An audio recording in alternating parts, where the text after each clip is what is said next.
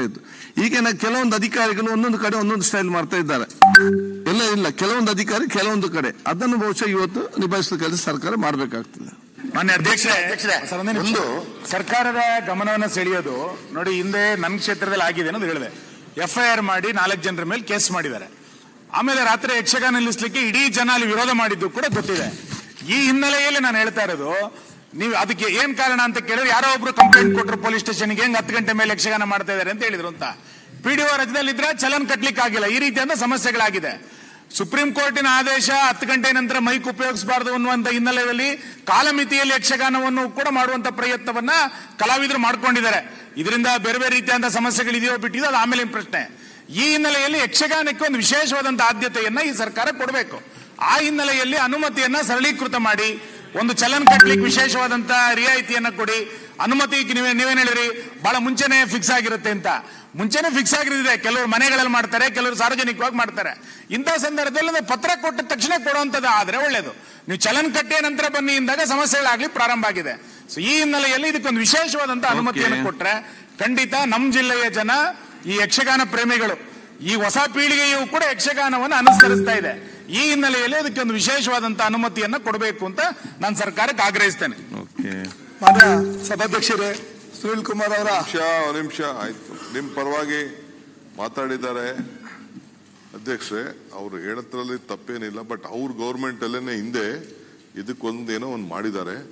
So home minister ಹತ್ರನೂ ಮಾತಾಡ್ತೀನಿ. ನಾವು ತರಿಸಿಸ್ಬಿಟ್ಟು ನಮ್ಗೂ ಎನ್ಕರೇಜ್ ಮಾಡಬೇಕು ಇದನ್ನೋದು ನಮ್ಮ ಆಸೆ. ಇದು ನಮ್ಮ ದೇಶದ ಆಸ್ತಿ. ಇದು ಈ ದೇಶಕ್ಕೆ ಒಂದು ನಮ್ಮ ಯಕ್ಷಗಾನ ಇರ್ಬೋದು, ಬಯಲಾಟ, ರಾತ್ರಿ ಎಲ್ಲ ನಾವಂತೂ ರಾಜಕಾರಣ ಶುರು ಮಾಡ್ಬೇಕಾದ್ರೆ 5-6 ನಾಟಕಕ್ಕೆ ಹೋಗ್ತಿದ್ದು. ಬೆಳಗಿನ ಜಾವ 5 ಗಂಟೆಗೆ ಆಗ್ತಿತ್ತು. ಇದನ್ನ ನಾವು ನಿಲ್ಸಕ್ ಆಗುದಿಲ್ಲ.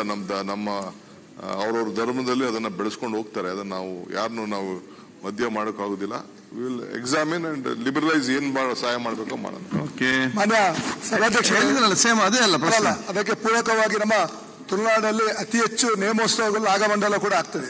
ಎಲ್ಲ ಬಂದ ಜಾತ್ರೋತ್ಸವ, ಯಾಕಂದ್ರೆ ಜಾತ್ರೋತ್ಸವ ಕೂಡ 10 ಗಂಟೆ ನಂತರ ಮಾಡಲಿಕ್ಕೆ ಅವಕಾಶ ಕೊಡುದು. ಅದರ ಜೊತೆಗೆ ಮಾರಿ ಪೂಜೆ, ಮಾರಿ ಹಬ್ಬ ನಿಮ್ಗೆ ಗೊತ್ತುಂಟು. ಅದಕ್ಕೆ ಭಾವನಾತ್ಮಕವಾದ ಸಂಬಂಧ, ರಕ್ತದ ಆಹಾರ ಕೊಡುವಂತ ಕೋಳಿಯನ್ನು ಕೋಳಿ ಅಂಕದಂತ ಸಂದರ್ಭ ಕೂಡ ಉಂಟು. ಅದರಿಂದಾಗಿ ಯಾವುದೇ ಜೂಜುಗಳಿಗೆ ಅವಕಾಶ ಕೊಡದೆ ಈ ಭಾವನಾತ್ಮಕವಾಗಿರುವ ಕೋಳಿ ಅಂಕಗಳು ಕೂಡ ಈ ಹಿಂದೆ ಯಾವ ರೀತಿ ಸರ್ಕಾರ ಅನುಮತಿ ಕೊಡ್ತಿತ್ತಲ್ಲ, ಅದೇ ರೀತಿ ಅವಕಾಶವನ್ನು ಕಲ್ಪಿಸಿಕೊಡ್ಬೇಕು. ಯಾಕಂದ್ರೆ ನಮ್ಮ 2 ಜಿಲ್ಲೆಯಲ್ಲಿ ಸಮಸ್ಯೆ ಇದೆ. ತಮ್ಗೂ ಕೂಡ ವಿಚಾರ ಗೊತ್ತಿದ್ದ ವಿಚಾರ. ದಕ್ಷಿಣ ಕನ್ನಡ ಜಿಲ್ಲೆಯಲ್ಲಿ ಸಮಸ್ಯೆ ಇಲ್ಲ. ಅದಕ್ಕೆ ನಿಮ್ಮಲ್ಲಿ ಸಮಸ್ಯೆ ಇದೆ? ನಮ್ಮಲ್ಲಿ ಉಂಟು ಸಮಸ್ಯೆ ಉಂಟು. ಉಡುಪಿ ಜಿಲ್ಲೆಯಲ್ಲಿ ಸಮಸ್ಯೆ ಉಂಟು. ಆಮೇಲೆ ಮಾತಾಡೋಣ. ಅಲ್ಲಲ್ಲ, ಇದು ಇಂಪಾರ್ಟೆಂಟ್ ಪಾಯಿಂಟ್ ಎಲ್ಲುವಂಥದ್ದು.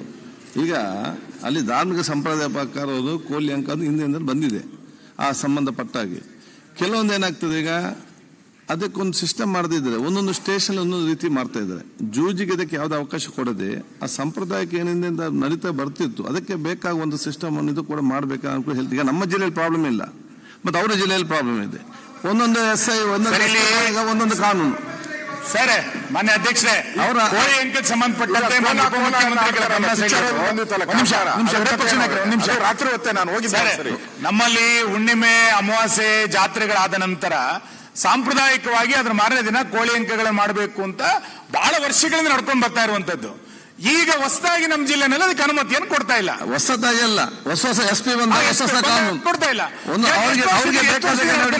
ಜಿಲ್ಲೆಗೆ ಬೇಕಾದಾಗ ನಡೆಯುವ ಪರಿಸ್ಥಿತಿಯಲ್ಲಿ ಇದೀವಿ.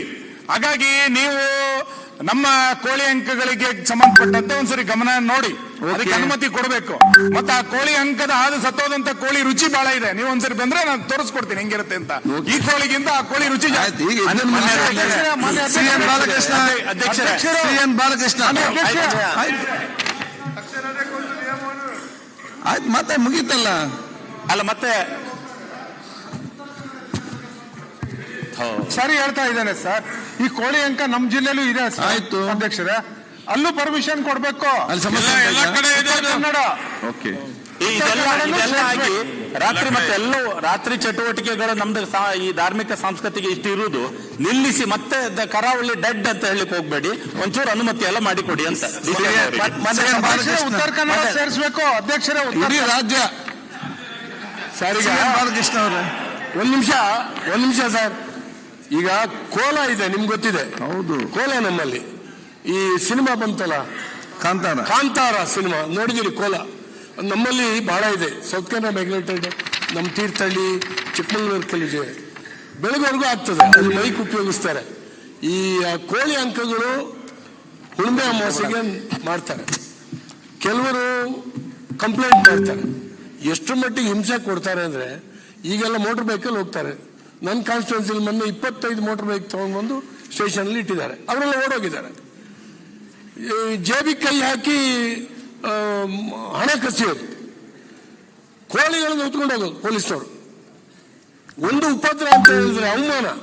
ಬಹಳ ಬಡವರು, ಸಾಮಾನ್ಯ ಜನ, ಈ ಸೌತ್ ಕೆನರಾ ಮೈಗ್ರೇಟೆಡ್, ಅವ್ರಿಗೊಂದು ಧಾರ್ಮಿಕ ಆಚರಣೆ ಅದು. ಇವನ್ನೆಲ್ಲ ಸ್ವಲ್ಪ ಪರಿಶೀಲನೆ ಮಾಡುವಂತ ಅವಶ್ಯಕತೆ ಇದೆ. ಈ ನಮ್ಮ ಕಾಲದಲ್ಲೂ ಆಗ್ತಾ ಇತ್ತು, ಇನ್ಸ್ಟ್ರಕ್ಷನ್ ಕೊಡ್ತಾ ಇದ್ವಿ. ಆದ್ರೆ ಎಲ್ಲ ಸ್ಟೇಷನ್ಗೂ ತಾವು ಸ್ವಲ್ಪ ಇದನ್ನ ಮಾಡಿ ಲಿಬರಲೈಸ್ ಮಾಡುವಂತದ್ದು. ಬಾಲಕೃಷ್ಣ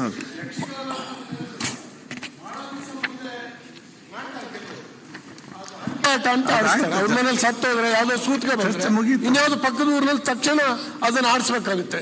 ಇಲ್ಲಿ ರೂಲ್ಸ್ ಬಂದಾಗ ಹಾಗಾಗಿ ಇವೆಲ್ಲವೂ ಕೂಡ ಗೊಂದಲ.